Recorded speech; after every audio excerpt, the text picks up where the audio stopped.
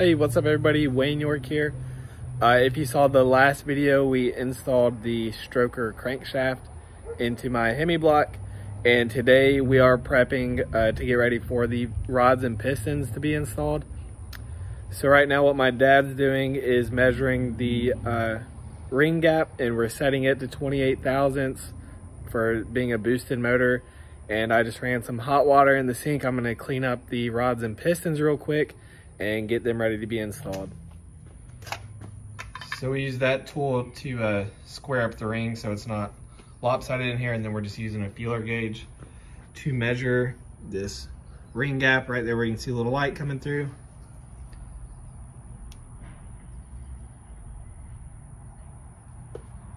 What you got that one too? 28. Oh, it's right as dead on? Yeah, yes. No, cool. It's nice. All right, so that first one, that's the first one we just did. Double check it. Already done. So basically these rings, there wasn't a gap at all. So he put together this, got this little filing tool that we're using to keep it even so that cut isn't angled or anything. Yeah, that's beautiful there. Like I said, we're just using that tool to square it up in here and then measuring the gap. Looks good. I'm gonna head inside and get the rods and pistons cleaned up.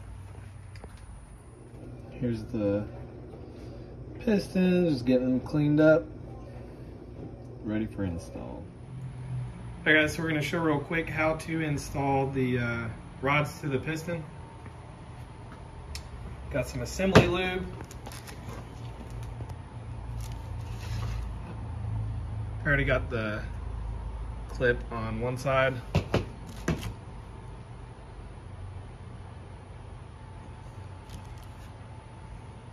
piston pin here, lubing it up.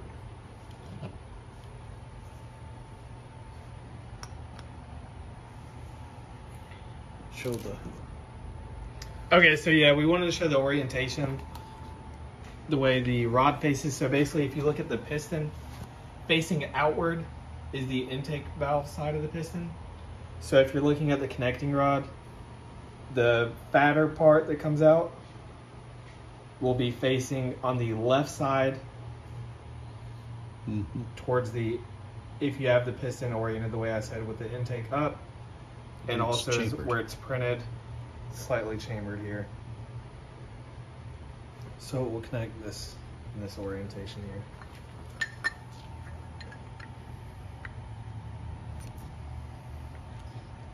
So we already had the clip on this side, then push the pin right through. And then the clip on the other side to lock it in place. All right, here's the piston pin retaining clip, since we didn't show that on the first half. Just like work it around and try to pop it into place. They're pretty strong, so kind of a pain.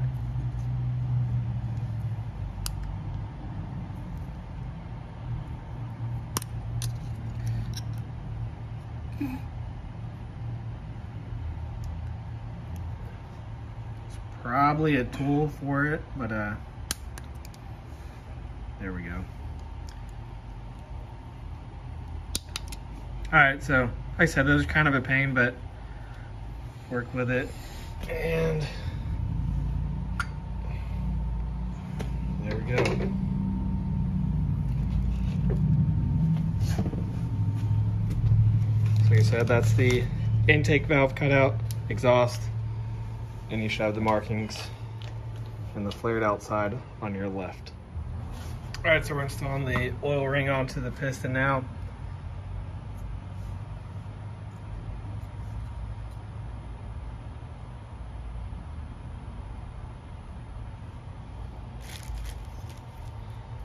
It's got two little thin ones that go on each side of it. One on top, one on bottom.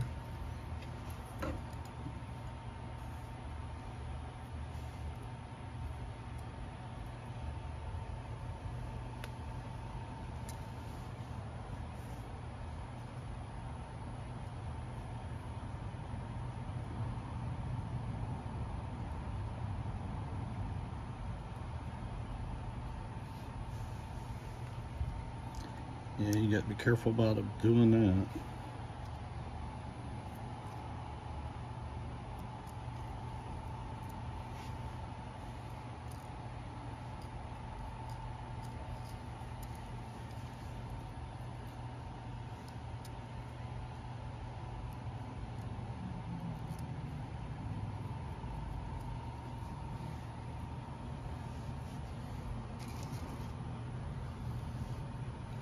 Got that one.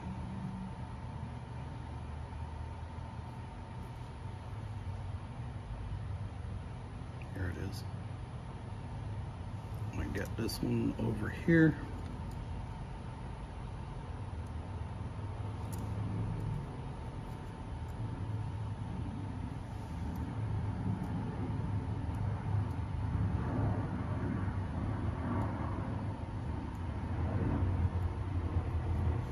There we go. Now we're on to the top two rings.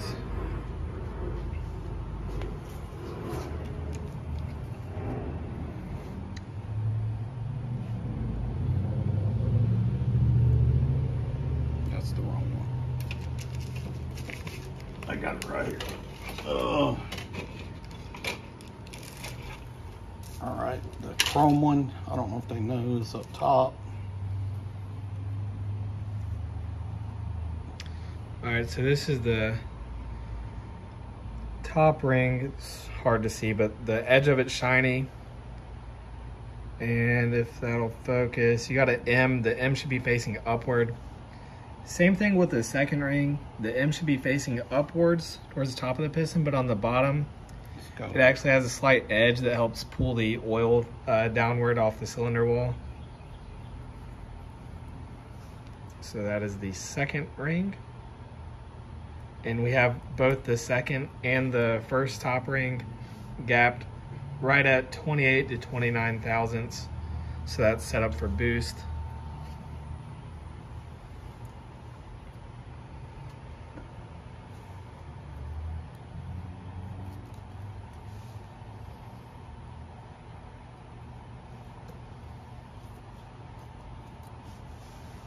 All right, there we go.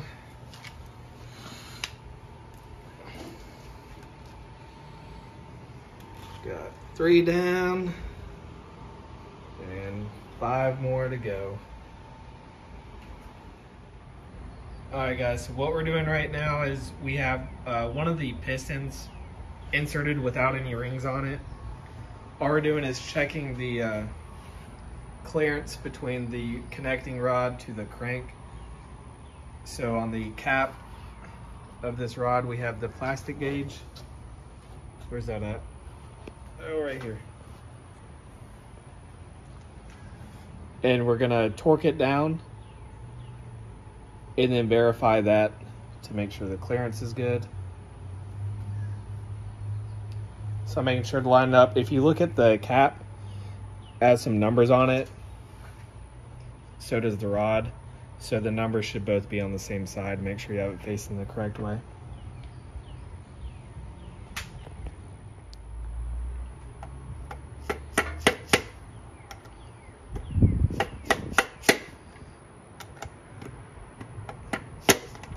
All right, so we torqued these down.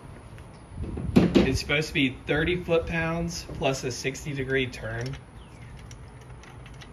Or you can just go up to around 90 foot-pounds and it'll be basically the same. What he did just there by leaving the bolts in makes it easier to separate them if you need to do that. But here you can see where it's flattened out. I have a little gauge here, so I'm going to set it up to it.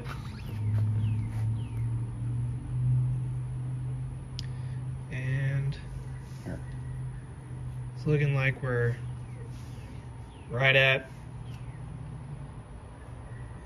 yeah, we're right where we need to be with the clearance. So 15 to 25, good to go. 7 more to go.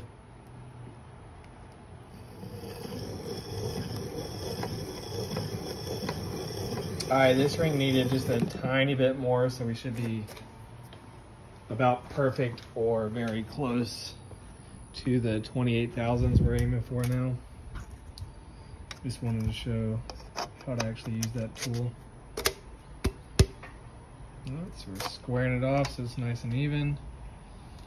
And we got the 28 thousandths. Just a hair. We are almost, we gotta take just a little bit more off of here. And it'll be good.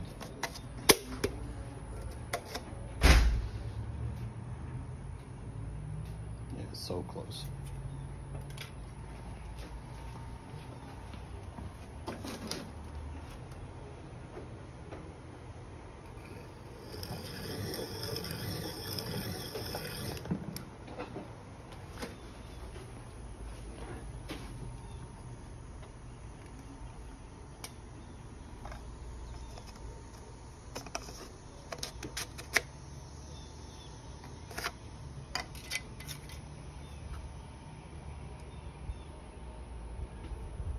There we go. Alright guys, that is it for today's video. We ended up getting all of the pistons rods connected. We got all of the piston rings filed to the correct gap, and really we're ready to install the pistons and rods into the engine block. So that'll be our next video. Here you see we got all the piston, oil rings, everything installed.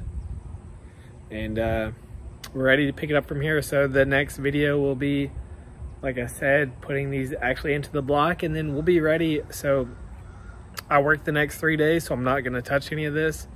And then I have 4 days in a row off.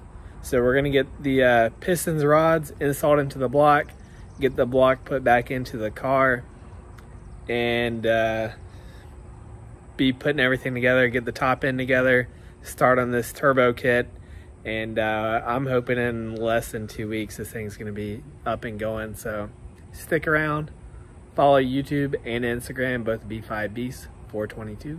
Thanks for watching.